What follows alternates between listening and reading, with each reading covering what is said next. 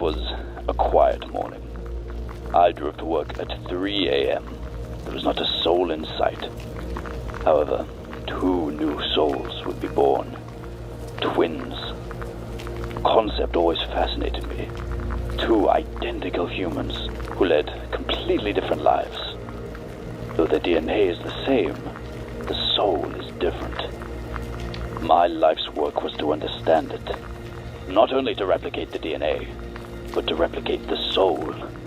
I needed to do it. My research scared the scientific community.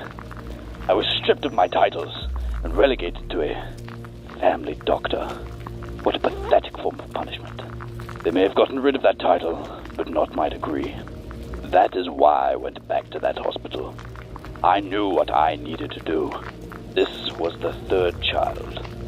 He would be the one to finally make things tick. It would be my first success.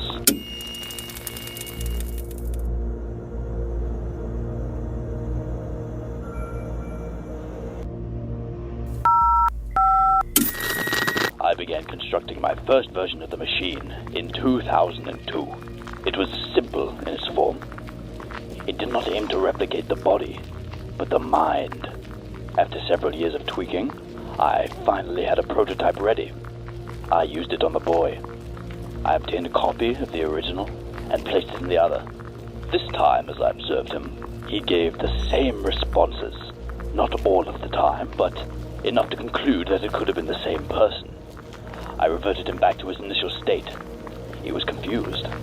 He retained artifacts of both lives. He was broken. I had broken him. This would come back to bite me. Though he had survived unlike the others, he was not without flaw. The body cannot contain 2 souls at once, or it begins to crack. I damaged the boy. I had to remove the excess, but the science of souls is not perfect. I took from both, the equivalent of 1 forged from 2. We do what we must for progress.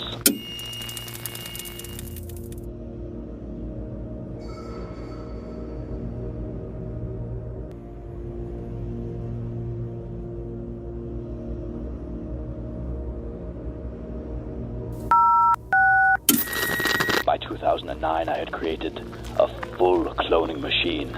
This one not only copied the body, but the mind as well. It was a snapshot, but it had a weakness. Age would be a setback. A clone begins at the embryo, the first cell. The body is a cloning machine in a sense. DNA is a constant throughout the entire being. We needed a way to create clones at any age, or rather, to speed or reverse the passage of time to create a perfect copy. At least, that is what my benefactor wished. The family was pleased with my progress. They knew my results would take time, but they have finished their end of the bargain by getting me this far.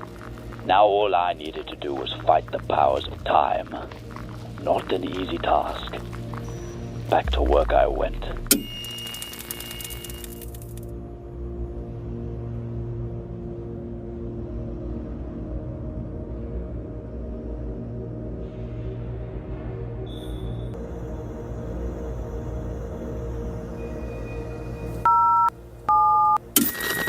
August 4th, 2013. I remember that day vividly. The morning was quiet, the air was calm. A certain nagging feeling crossed my mind, but I ignored it. I went about my day, I did my work, I made a minuscule breakthrough. Then I went to the boy. He wasn't there. I searched the complex for hours looking for where I could have scurried off to. Then I found the smoking gun. He wanted me to panic. He wanted me to search. He knew that I would. I went to my monitoring room, and there I saw my greatest fear. He had made contact. He wanted to replace the other. I couldn't let this happen. They shared at most 5 hours together. Enough time to be remembered, but not enough that it couldn't have been a dream. He would tell his parents what happened. What an imagination you have, they'd say. He would forget in time. A weirdly vivid dream is all it would be. We were safe for the time being.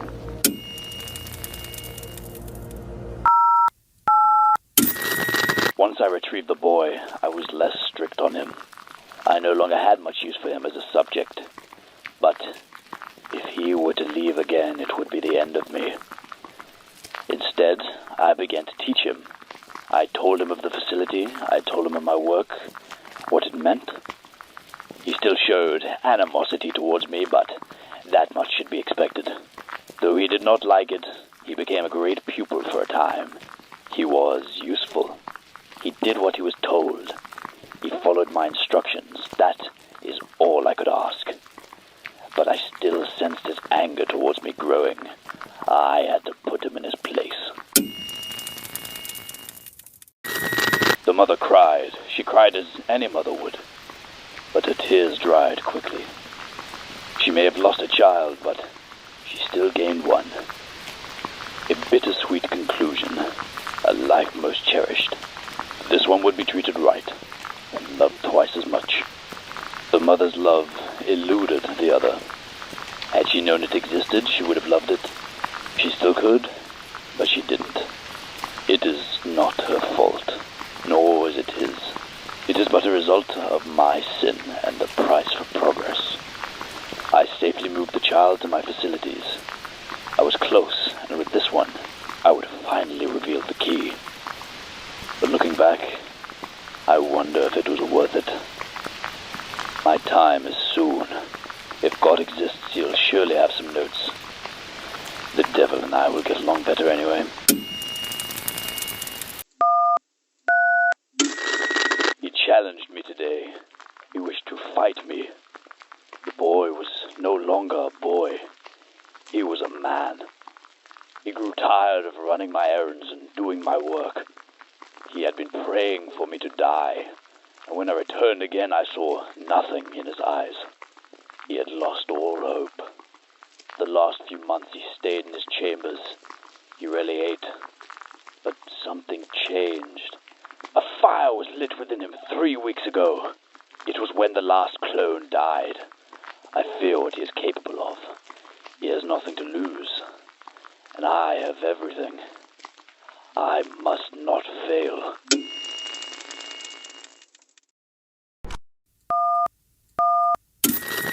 On December 13th, 2022, I died. It was an uneventful day. I poured my last ounce of life into my work, then passed at my desk. The clone was there. He gave me a solemn look that said everything I was thinking. This was not the end.